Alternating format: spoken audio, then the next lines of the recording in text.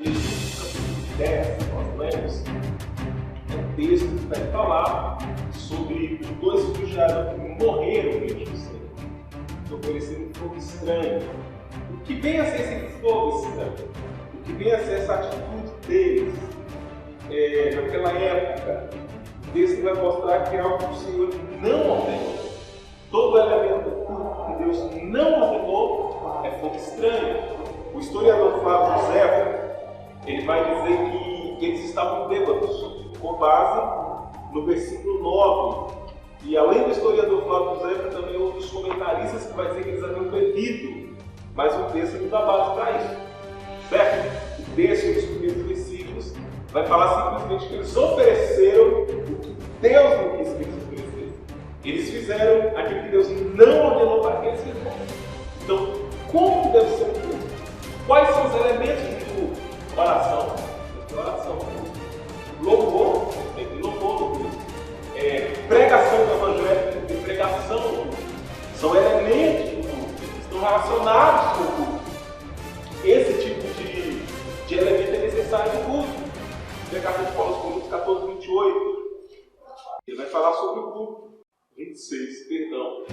Que fareis, pois, irmãos, quando nos reunimos, tem salmo, isto é, música, cânticos, louvores, outro tem doutrina, ensinamento, pregação, revelação, os dons espirituais, aquele outro tem língua e outro interpretação, seja tudo feito para edificação. Os elementos do culto estão aí: doutrina, cânticos, louvores. Também não está nesse texto, mas é clássico, entender que tem oração. Então nós vamos ver que Nadab e Abiú fez exatamente diferente do que o Senhor ordenou. Contrário ao que Deus ordenou. Diferente do que foi ensinado para eles fazerem. E é isso que a maioria das igrejas estão fazendo hoje. Fazendo o que Deus não mandou, o que Deus não ordenou. Trazendo para dentro do culto elementos estranhos ao culto. Elementos que são de fora. Vale do salto, vamos usar rosa ungido, lapiseiro ungido. Todos esses elementos estranhos, eles não são bíblicos. Eles são da carne, são invenções humanas. Então tudo isso é o quê? Fogo estranho. O que o fogo estranho trouxe? A ira de Deus sobre eles. Está no texto que nós lemos, o verso 2. O verso 1 ainda. Nadab e Abiú, filho de Arão, tomaram cada um seu incensário, puseram neles fogo, sobre eles incenso. E trouxeram fogo estranho para a face do Senhor, o que não lhes ordenaram. O 2. Então saiu fogo de diante do Senhor e os consumiu. Deus os matou com fogo e morreram perante o Senhor. O que mais que é fogo estranho? Você revela para santo, fogo estranho. Carregar imagens da escultura em procissões, fogo estranho. Tudo isso faz parte do fogo estranho que Deus não ordenou, que Deus não quer que seja realizado. E Deus reprova essas coisas. O que nós estamos vendo hoje, que a maioria das pessoas presta para Deus um culto reprovado. Um culto que não é de todo o coração, um culto que não é de simplicidade. Em vez de vir buscar salvação, buscar a Deus, vir buscar a prosperidade. Está errado, é pecado. A Bíblia diz em Isaías 55, 55 verso 6: buscai ao Senhor enquanto se pode achar, invocai-o enquanto está perto. Essa é a preocupação do Senhor. Que busque o Senhor. Que busque a presença de Deus. Que esteja preocupado com a presença de Deus. Preocupado em honrar a Deus. Preocupado em servir a Deus. Ela vai dizer o seguinte: busque o Senhor. Enquanto se pode achar. Pode chegar um tempo que a pessoa não tenha mais oportunidade de buscá-lo. Glória a Deus. Pega aí 2 Samuel 6. 6 e 7, essas coisas que Deus ordenou, elas trazem juízo sobre as pessoas. Ela vai falar sobre Uzá tocou na arca. Quando ele tocou na arca, ele foi repreendido pelo Senhor e foi morto imediatamente. Deus abriu uma ruptura em Uzá. 2 Samuel 6, versos 6 e 7. E quando chegaram à ilha de Nacon, estendeu Uzá a mão na arca de Deus e a segurou, porque os dois tropeçaram. Então a ira do Senhor se acendeu contra Uzá. E Deus o feriu ali por essa irreverência e morreu ali. Boa intenção não é suficiente, né? A pessoa fala, a pessoa tinha boa intenção, não é suficiente. Esse Uzá também tinha boa intenção, mas ele não podia tocar na arca. Por que ele não podia? Porque ele não era sacerdote, ele não era levita, ele não era descendente de Levi. Só a tribo de Levi estava autorizada a conduzir a arca. Então, naquele momento que ele se atreveu a colocar a mão na arca, o juízo veio. Foi terrível. A Bíblia diz que Davi ficou triste com isso, ficou desgostado com isso. Ele não ficou satisfeito com isso. Mas o juízo de Deus veio. Continuando no texto que nós lemos, sobre o culto de Nadab e Abiú. Perdão, 1 Samuel 2,25. Os dois filhos de Eli, Ofni e Finéias, eles eram rebeldes, eles pecavam constantemente e apresentavam coisas no templo. Eram sacerdotes. E num dia desses que eles estavam nessa vida dissoluta que eles levavam, Deus trouxe uma revelação para Eli. E esse versículo que vocês vão ler em 1 Samuel 2,25 fala que eles não ouviam a voz do seu pai.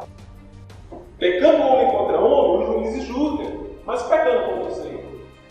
Então, Ofni e Finéias, filhos de Eli, não ouviram a voz do seu pai, porque o juízo de Deus estava contra eles.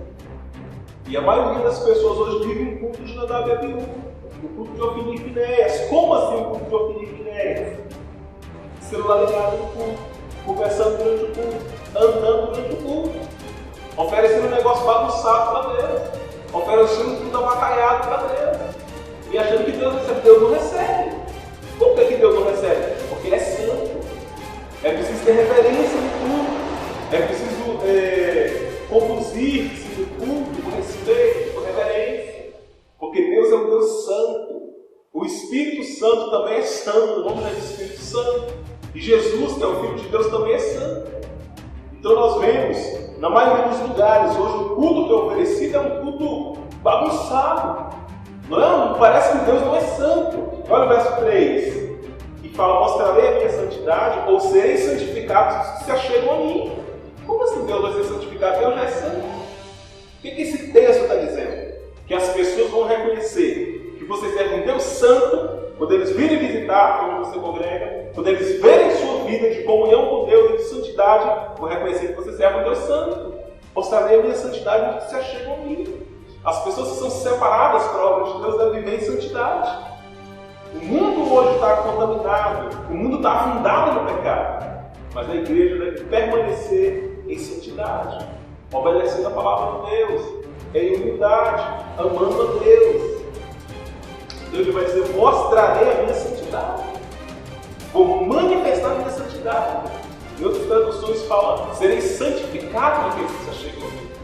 As pessoas que recebem Jesus como Salvador, o modo de vida dessas pessoas deve transmitir santidade. A pessoa deve vir e nos visitar e fala, puxa, aquele pessoal serve um Deus santo. Eles têm reverência no culto, eles respeitam o Deus deles. Aquele pessoal serve realmente a Deus. Porque o que acontece é que as pessoas servem um Deus morto como se ele fosse vivo. E a igreja serve um Deus vivo e o trata como se ele fosse um Deus morto. Precisamos mudar isso. Verso 4. Então Moisés chamou Abisael, chamou Laudinho de Arão também, e disse, chegai, tirai vossos irmãos diante do santuário para fora do arraial. Eles foram tirados para fora do arraial. Chegaram, pois, e levaram suas roupas, suas túnicas para fora do arraial, como Moisés tinha dito. E Moisés disse a Arão e seus filhos Eleazar e Itamar, não desgrenheis o cabelo, nem rasgueis vossas vestes, para que não morrais, nem venha grande ira sobre toda a congregação. Não era para Arão ficar triste pelo juízo que Deus estava aplicando na vida dos filhos dele. Porque se ele ficasse triste é como se ele estivesse insatisfeito com a justiça de Deus. E Deus é sempre justo. Deus nunca erra. Deus nunca falha. Então, Deus começa a usar Moisés e dizer isso a Arão, a transmitir essa palavra para Arão, para ele não ficar de luto, não manifestar tristeza, porque Deus havia tocado as coisas por Deus, como se ele estivesse insatisfeito com Deus. Não era para ele, era simplesmente para toda a congregação, a casa de Israel, lamentar o incêndio. E eles lamentaram no verso 6, você vai ver isso. Eles lamentaram esse incêndio que o Senhor fez. E eles lamentaram essa ação de Deus. Mas não era para Arão e nem para os seus filhos. Era de Deus. Porque o Deus que nós servimos é um Deus Deus santo, é um Deus amoroso, é um Deus misericordioso, mas também é um Deus de juízo, é um Deus verdadeiro, é um Deus terrível. Abra aí Abacuque 2:20, esse versículo é terrível. E o Senhor está no seu santo templo. Cale-se toda a terra diante dele. Deus é reverenciado pelos anjos. Os serafins, que são os seres mais belos que tem, eles louvam a Deus, dizendo que é santo, santo, santo, constantemente. E a igreja, nós precisamos ter uma reverência a Deus. Precisamos tratá-lo com reverência, com respeito, com temor. Eu não posso oferecer um culto de outra maneira. Eu não posso ficar caminhando o tempo todo no YouTube, conversando, atendendo celular. Hoje em dia os cultos são uma verdadeira bagunça. Menino andando para lá e para cá, gente conversando. E não é assim que deve ser feito. Deus é um Deus santo. Como nós lemos no texto, no verso 3, mostrarei a minha santidade naqueles que se achegam a mim. E nós nos achegamos a Cristo. E em nós Ele quer manifestar essa santidade, essa separação em relação ao pecado, em relação ao mundo. Essa mudança em relação ao mundo. O que nós estamos vendo hoje, o que nós estamos observando hoje, é a degradação do culto. Elementos estranhos sendo inseridos nos cultos. Verdadeiros fogos estranhos. Coisas que não estão na lei do Senhor, que não fazem parte das coisas de Deus. Continuando aqui, verso 7. Não saireis da porta da dentro da congregação para que não morrais, porque está sobre vós uma unção do Senhor, que fizeram conforme a palavra de Moisés. Arão e seus filhos, que eram o sumo sacerdote Arão, e os sacerdotes, não era nem para que sair da porta da congregação, senão Deus viu os consumidos. Era para eles permanecerem ali em obediência à palavra de Deus. Verso 8. Falou também o Senhor Arão dizendo: vinho ou bebida forte, tu e teus filhos não bebereis, quando entraste na frente da congregação, para que não morrais. O estatuto perpétuo será isso entre vossas gerações. Vinho e bebidas fortes eram proibidos para os sacerdotes, para a tribo de Levi, para aqueles que eram responsáveis por ministrar a palavra. Eles não deveriam beber bebida forte, nem se embriagar. Efésios 4, verso 18, Paulo vai dizer: não vos embriagueis com vinho, porque dá contenda. Efésios 5,18, não vos embriagueis com vinho, porque dá contenda, mas enchei-vos do Espírito Santo, falando entre vós com salmos, entoando e louvando de coração o Senhor, com hinos e cânticos espirituais. Então ele vai dizer: não vos embriagueis, assim na lei como na graça.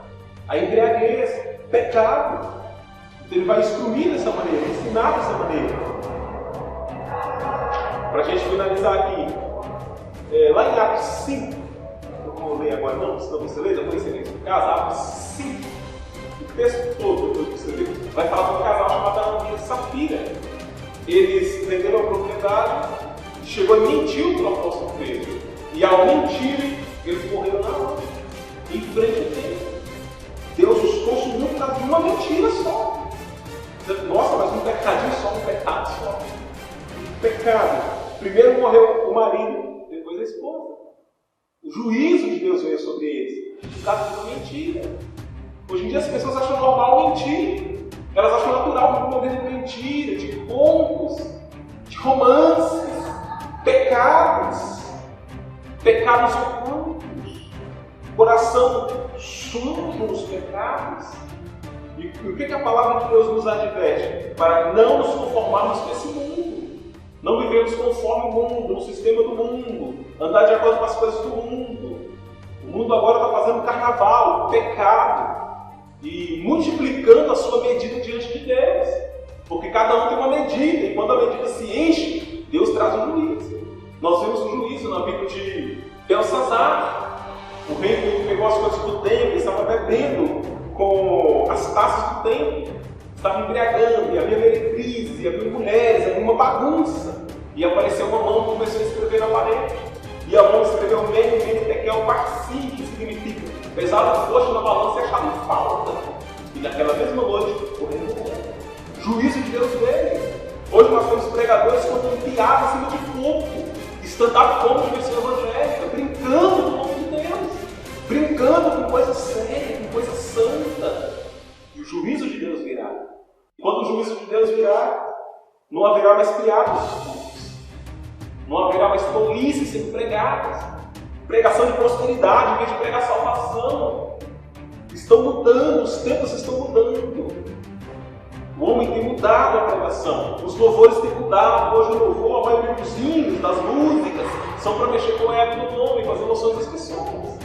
Não é mais para louvar a Cristo, para glorificar o Cordeiro. E a gente vê tudo isso e são fogo estranho. Pregadores brincando com o nome de Deus. Verdadeiros palhaços em cima dos cultos. Como dizia Charles Spurgeon, ele dizia que chegaria um tempo que não haveria mais pregação. Haveriam palhaços em cima dos cultos entretendo bodes. Não são ovelhas, são comunidades de bodes, afundados no pecado, afundados no egoísmo, afundados na mentira. E a gente vê tudo isso acontecer. Fogo estranho. Deus nos livre de apresentar esse fogo estranho. Mas mande sobre nós o fogo original, o fogo do Espírito Santo. E mande sobre nós o poder e a unção para pregarmos a verdade, anunciarmos a palavra de Deus com autoridade, com poder